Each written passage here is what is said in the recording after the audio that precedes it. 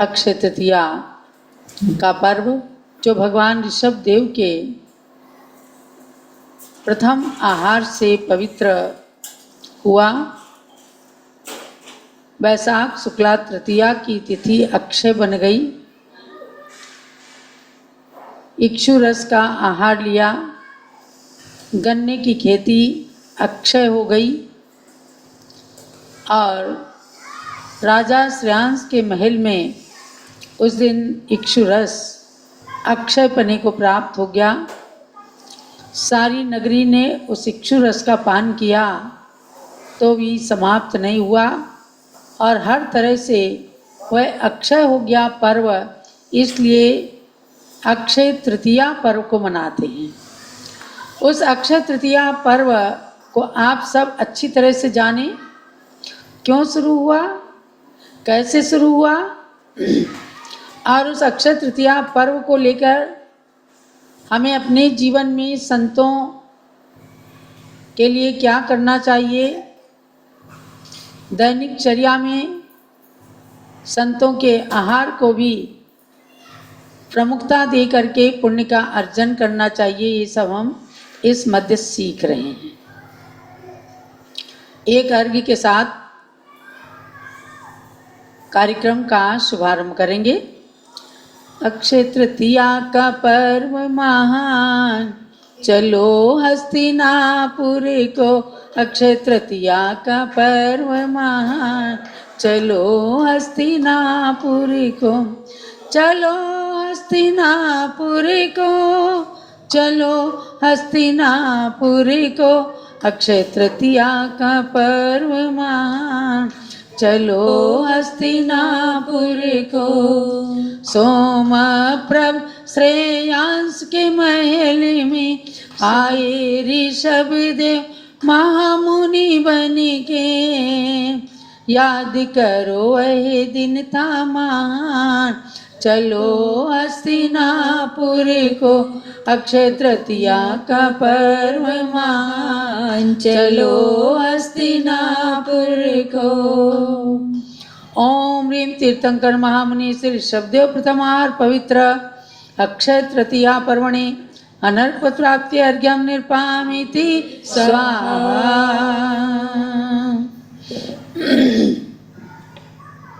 अक्षय तृतीया ऐसा पर्व बन गया कि उस दिन का मुहूर्त भी ज्योतिषीगण अपुच्छ मुहूर्त कहते हैं। चाहे कोई दिन हो, कैसा भी हो, यदि किसी को बिना पूछे कोई शुभ कार्य करना है, गृह प्रवेश करना है, कोई शिलान्यास करना है, कोई शुभ कार्य करना है, तो अक्षय तृतीया ऐसी तिथि है कि उस दिन बिना पूछे कार्य किया जा सकता है और वह पुण्य का संपादन करने वाला ही कार्य होगा। आपने इस पर्व से संबंधित इतिहास के संदर्भ में जाना कि 1 साल 39 दिन के पश्चात महामुनि तीर्थंकर ऋषभ देव को हस्तिनापुर के युवराज श्रेयांस ने अपने भाई सोमप्रभ के साथ आहार दिया था, क्योंकि उन्हें अपने 8 भव पहले का जाति स्मरण हुआ था। उस समय की जनता को पता ही नहीं था भगवान किस लिए विहार कर रहे हैं, तो तरह तरह के सामान ला करके भगवान को दिखाते थे और वे भगवान मुस्कुराते हुए आगे चले जाते थे। जब श्रेयांस के राजमहल के निकट भगवान पहुंचने वाले होते हैं और उन्हें जाति स्मरण हो जाता है कि मैंने 8 भव पूर्व राजा श्रेयांस और रानी श्रीमती की पर्याय में, जब भगवान ऋषभदेव वज्रजंग राजा थे और मैं श्रीमती का जीव उनकी धर्मपत्नी के रूप में था, तब हमने एक जंगल में मुनियों को आहार दिया था, नवधा भक्ति की थी। आज वही वज्रजंग राजा भगवान ऋषभदेव बन गए और रानी श्रीमती का जीव मैं श्रेयांस युवराज हुआ हूँ। बस उन्हें एकदम जाति स्मरण हुआ। रात्रि में उन्होंने स्वप्न देखे थे, सुमेरु पर्वत, शेर, बैल, सूर्य, चंद्रमा, समुद्र, ये सब 7 स्वप्न देखे। और प्रातःकाल राजपुरोहित ने बताया कि राजन, आपके स्वप्न का फल ये है कि जिनका सुमेरु पर्वत पर जन्माभिषेक हुआ है, ऐसे महान तीर्थंकर ऋषभदेव भगवान आपकी नगरी में आने वाले हैं। तब तक उन्हें ये नहीं पता था कि किस लिए आ रहे हैं, ये नहीं पता था कि मैं उन्हें आहार दूंगा। जैसे ही पुरोहित ने बताया, आगे 7 पैर आगे बढ़ करके उन्होंने नमन किया, महल के बाहर आए।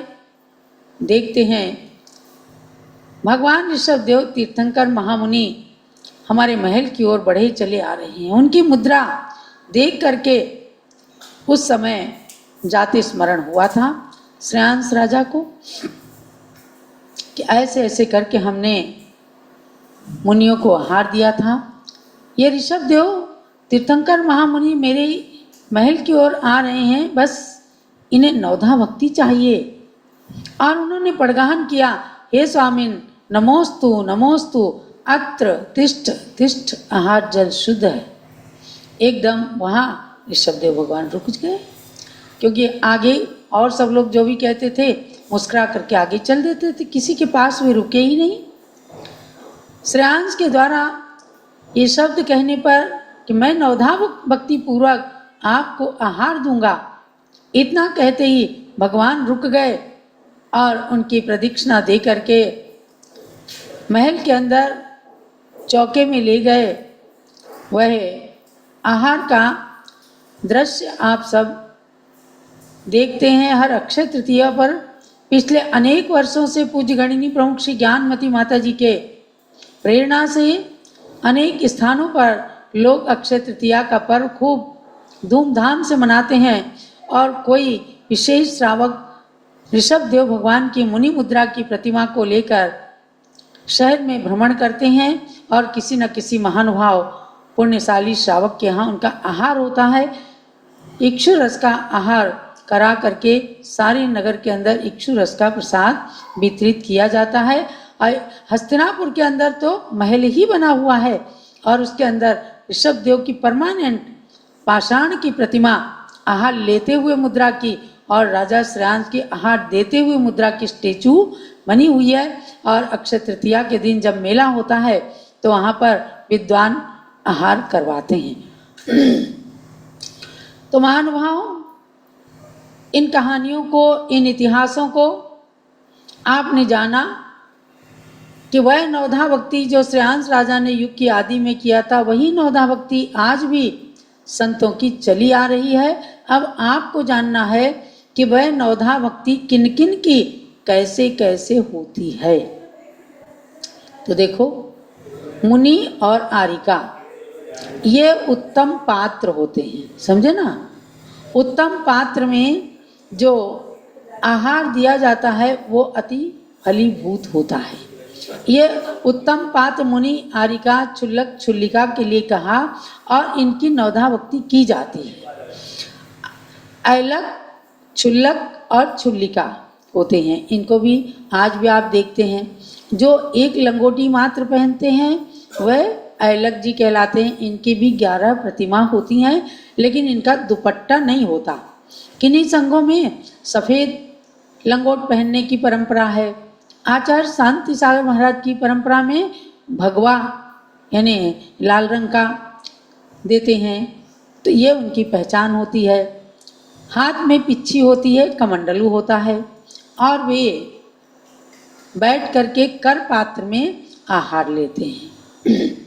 उनकी नवधा भक्ति मतलब चौके में ले जा करके बस उनकी परिक्रमा नहीं लगाते और शुद्धि बोल करके, पड़गाहन करके शुद्धि बोल करके चौके में ले जाते हैं, थाली सामने लाते हैं और उनके पाद प्रक्षाल करके अर्घ्य चढ़ाते हैं। देखो, अर्घ्य के अंदर भी 8 द्रव्य रहते हैं। 8 द्रव्य से समन्वित अर्घ्य चढ़ाना ये भी नवधा भक्ति ही है।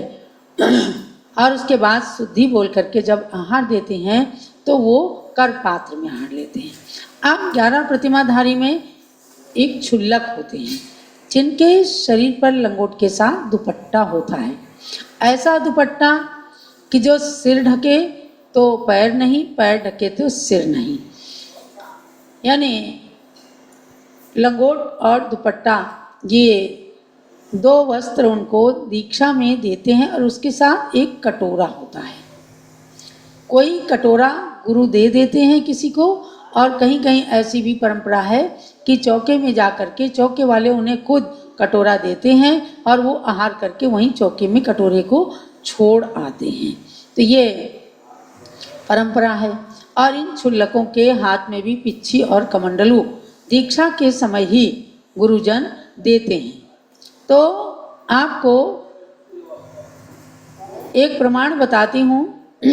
वैसे तो प्रथमान योग का भी प्रमाण है कि यशोधर चरित्र के अंदर आया है कि जब एक अभयमती और अभय रुचि नाम के भाई बहन बड़े कोमलांगी थे, उन्होंने दीक्षा ली तो सुदत्त आचार्य ने उनको दीक्षा दी और उन्हें बताया कि आपको एक साड़ी और एक चादर रखना है, दुपट्टा, और क्षुल्लक जी को एक लंगोट और एक दुपट्टा दिया।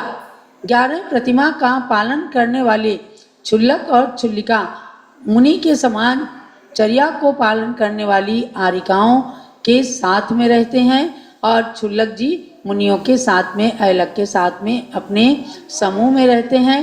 इनके हाथ में संयम का उपकरण मयूर पंख से बनी पिच्छिका रहती है और शुद्धि के लिए शौच का उपकरण कमंडलू रहता है। ये उनको प्रदान किया गया था। वसुनंदी शावकाचार नाम का ग्रंथ है, आचार्य वसुनंदी के द्वारा लिखा गया। उसके अंदर 302 नंबर की गाथा है। धम्मिल्लाणम चयणम करे कत्तरी छुरेण वा पढ़वो ठाणा इस पढ़ी ले हई ओ यरनेण पैडप्पा भुंजेई पाणिपत्तम्मी भायणो वा सई समूह इठो उवासम पुण्य नियमा चौविहम कुणई पव्वेसु। इसमें कहा कि उत्कृष्ट श्रावक क्षुल्लक और ऐलक में क्षुल्लक के लिए कहा है कि क्षुल्लक अपने बालों को कैंची से भी काट सकते हैं और केशलोच भी कर सकते हैं। और पढ़ी ले ये शब्द आया है, प्रतिलेखन करते हैं, पिच्छिका से वस्तुओं को उठाने धरने का काम करने में प्रतिलेखन करते हैं, अर्थात स्थान को शोध करके रखते हैं। और ऐलक के लिए भी कहा कि द्वितीय जो रूप होता है 11 प्रतिमाधारी ऐलक, उनके लिए भी कहा एमेव होई वियो नवरि विशेषो कुणिच नियमेण लोचम धरिच पिच्छम भुंजिजो पाणिपत्तमी। अर्थात इसी प्रकार से द्वितीय श्रावक का रूप ऐलक का होता है। उसे नियम से केशलोच करना चाहिए, पिच्छी रखना चाहिए और पानी पात्र में भोजन करना चाहिए। ये हमारे आचार्यों की वाणी है।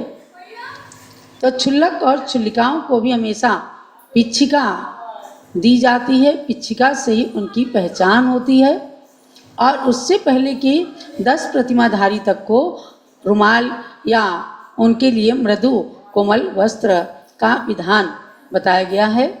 इस प्रकार से मुनि, आरिका, ऐलक, क्षुल्लक और क्षुल्लिका, ये 5 हैं जो पिच्छीधारी होते हैं।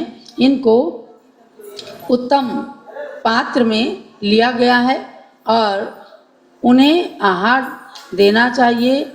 आहारचर्या उनकी पालन करवाने में श्रावकों का प्रमुख कर्तव्य होता है। तो भव्यात्माओं, आप सबको नव पुण्य प्रतिपत्ति सप्त गुण समाहितेन शुद्धेन अपसूनारंभाणाम आर्याणाम मिष्यते दानम। दान का लक्षण बताया रत्नकरण शावकाचार्य के अंदर श्लोक नंबर 23 में कि 9 पुण्य कहे नवधा भक्ति को, पुण्य शब्द से, कि नवधा भक्ति के साथ जो श्रावक श्राविकाएं 7 गुणों से समन्वित हैं, शुद्ध हैं, ऐसे श्रावक श्राविका गृहस्थ संतों को दान दे करके पुण्य का अर्जन करते हैं। और वह जो पंचसूना कार्य हैं उनसे अर्जित होने वाले आरंभी हिंसा के दोष से भी रहित हो जाते हैं।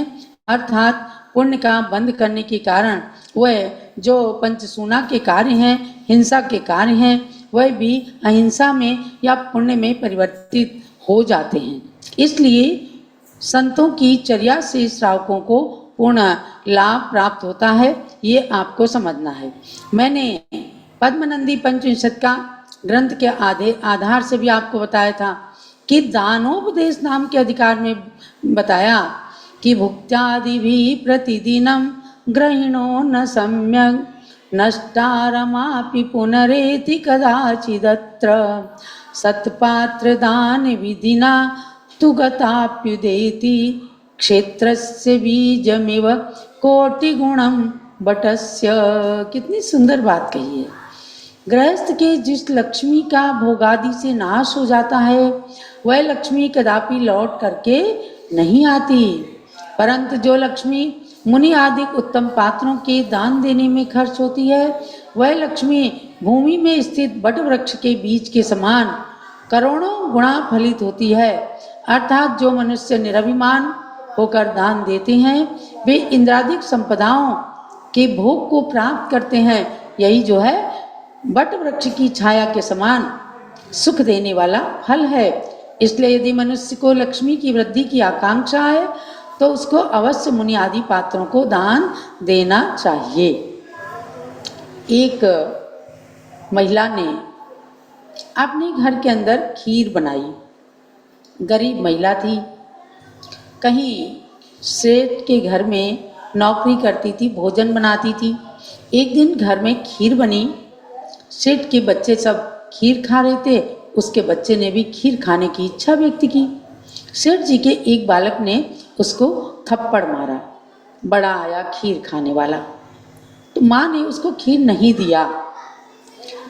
उस बच्चे को रोते देख करके माँ ने उसे समझा दिया कि बेटा तू शांत रहे, मैं घर चल करके तुझे खीर खिलाऊंगी, यहाँ तो मुझे नौकरी करना है, यहाँ की खीर नहीं खाएंगे हम। तो सेठ जी ने देखा तो उसने उस महिला को चावल, दूध, शक्कर वगैरह दिया कि देखो बेटी जा करके घर में खीर बना करके बच्चे को खिला जरूर देना। उसने कहा ठीक है। अपने घर में जा करके उसने खीर बनाई, शुद्ध वस्त्र पहन करके उसने खीर बनाई और उसने कहा बच्चे से कभी तुझे खीर खिलाऊंगी, पहले किसी न किसी महात्मा को इस खीर को खिला करके जब तुझे खीर खिलाऊंगी तो वह खीर तेरे लिए बहुत ही मीठी बन जाएगी। बच्चे ने कहा ठीक है। अब वो महिला खीर बना के और पानी लेने चली गई। पानी लेने जाती है और बच्चे को कह जाती है रसोई के पास में, यहाँ इसे मैं बंद कर देती हूँ और घर के दरवाजे पे तुम खड़े रहना, कोई महात्मा जी आए तो उनको रोक लेना, मैं जल्दी से पानी लेकर के आऊँगी, पहले महात्मा जी को भोजन कराऊंगी, उसके बाद तुझे खीर खिलाऊंगी। बच्चा बोला ठीक है। वो बेचारा जानता ही नहीं था महात्मा किसे कहते हैं, क्या होता है। अकस्मात क्या होता है कि एक नग्न दिगंबर मुनिराज उधर से निकलते हैं। बच्चा सोचता है हो ना हो यही महात्मा होंगे, इनके शरीर पर कुछ भी दिख नहीं रहा, कुछ भी हो मैं इनको रोकता हूँ। जल्दी आगे बढ़ा, महात्मा जी रुकिए रुकिए, मेरी माँ आ रही, अभी आपको खीर खिलाएगी। अब वो मुनिराज कहाँ रुकने वाले थे, वो आगे बढ़ने लग गए। पैर पकड़ करके रोकने की कोशिश करता, इतने में पीछे से उसकी माँ मस्तक पर घड़े को रख करके पानी का घड़ा लेकर आ जाती है। वो सोचती है कि मुनिराज को ये ऐसे रोक रहा है, मुनि ऐसे रुकने वाले नहीं, और घड़ा लेकर के ही पड़गाहन करती है, हे स्वामीन अत्र तिष्ठ आहार जल शुद्ध है। बस महाराज जी रुक गए। मंगल कलश लेकर के आज भी पड़गाहन करते हैं ना, तो मंगल कलश लेकर के उसमें पानी भरा हुआ था, उसने पड़गाहन कर लिया। मुनि को चौके में ले गई, पूरी नौधा भक्ति की, पड़गाहन करके प्रदक्षिणा लगाई, मन शुद्धि, वचन शुद्धि, काय शुद्धि, आहार जल शुद्ध है, मेरी आहार शाला में आप प्रवेश कीजिए। और मुनिवर को ले जाकर उच्चासन पे विराजमान किया, जल्दी से जल को सिगड़ी पे रख करके प्राशुक किया। बच्चे को कहती तुम बाहर रहना, जय जय बोलना, हमको छूना नहीं। होशियार बच्चा रहा होगा, उसने माँ की बात मानी और बाहर से ही जय जय करता रहा। मुनिराज को नौदा भक्ति करके उस महिला ने आहार कराया, खीर दिया। जितनी खीर देती जाए, मासोपवासी मुनिराज थे, रिद्धिधारी मुनिराज थे, उनके अक्षीण महानस रिद्धि थी, खत्म ही ना हो। छोटी सी बटलोई के अंदर खीर थी, लेकिन वो खीर खत्म ही नहीं हो रही थी। जैसे ही उसने आहार कराया, उसके घर के अंदर पंचाश्चर्य की वृष्टि होने लग गई, क्योंकि वे मुनि रिद्धिधारी मुनि थे। महाराज थोड़ा बहुत संबोधन करके, उनके पुण्य की सराहना करके अपने स्थान पर चले गए।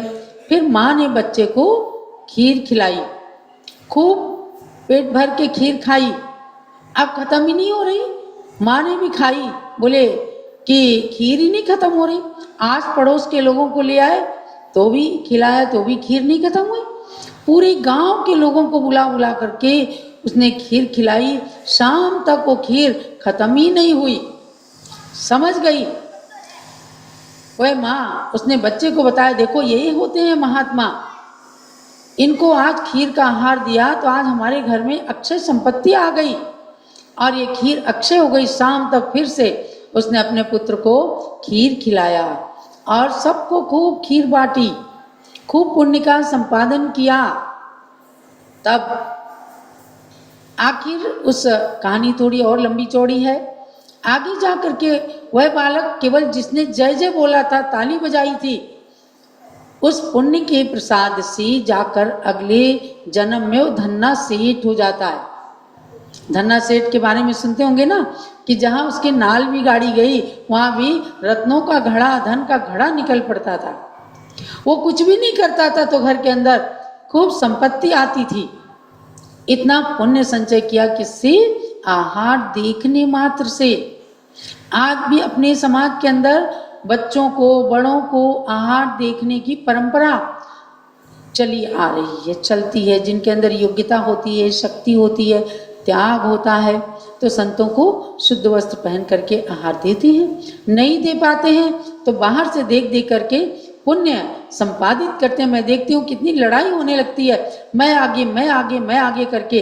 ज्ञानमती माता के आहार देखने के लिए लोग खिड़की से, जाली से कितने प्रसन्न होकर के खूब धूम धड़ाके के साथ आहार देख करके खुश होते हैं, पुण्य मिलता है। क्योंकि उनने अपने बुजुर्गों से, अपने पूर्वजों से यही सुना है कि जिस घर में, जिस चौके के अंदर किसी मुनि आरिका का आहार हो जाए, समझो कि वो चौका पवित्र हो गया। कल भी हमने आपको बताया था कि वह घर पवित्र हो जाता है जहाँ गुरु के चरण पड़ जाते हैं। वह मस्तक पवित्र हो जाते हैं जहाँ गुरु का चरणोदक जल मस्तक पर चढ़ा लिया जाता है।